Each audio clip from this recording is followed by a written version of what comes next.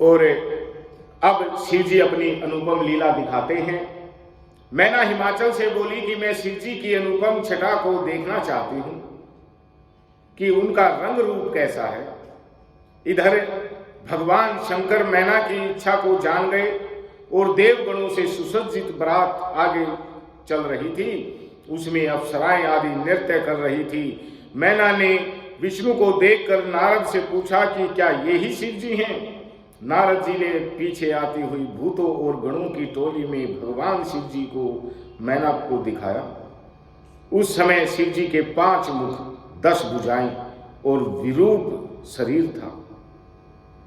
शिव जी को देखकर मैना भयभीत हो गई और मूर्छित होकर जमीन पर गिर पड़ी। बोले शंकर भगवान की जय।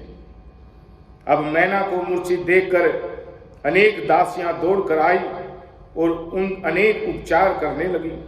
होश आने पर वे रोने लगी और अपने पुत्रों पुत्रियों नारद ऋषि, सप्तऋषि आदि की निंदा करने लगी, क्योंकि उन्होंने ही पार्वती को शिव का प्राप्त करने के लिए उकसाया था।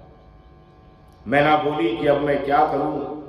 मुझे यह कौन सा दुख में फल प्राप्त हुआ है? लोग मुझे क्या कहेंगे कि मैंने किसको कन्या सौंप दी?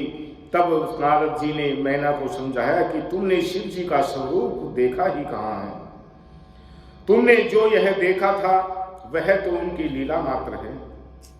इसलिए तुम क्रोध को छोड़कर कार्य प्रारंभ करो। इसके बाद मैना को इंद्र आदि लोकपालों ने समझाया। मैना का क्रोध और बढ़ गया और वह बोली कि मैं शिव जी के साथ पार्वती का विवाह कदापि नहीं करूंगी। बोलिए शंकर भगवान की जय। अब हिमाचल ने मैना को समझाया कि देखो, हमारे घर पर सभी देवता एवं ऋषियों का पदार्पण हुआ है। उनके साथ ऐसा व्यवहार न करो। तुम भगवान शंकर के भयंकर रूप को देखकर डर गई हो। वे तो अनेकों रूपधारी हैं। वे संसार के कर्ता हैं, वे जगत के स्वामी हैं। इस पर मैना बोली कि हे स्वामी, पार्वती का शिव के साथ विवाह नहीं होगा। मैं उनके गले में रस्सी बांधकर ऊंचे स्थान से नीचे गिरा दूंगी, परंतु अपने प्राण को त्याग दूंगी, लेकिन पार्वती का विवाह शिव के साथ नहीं करूंगी।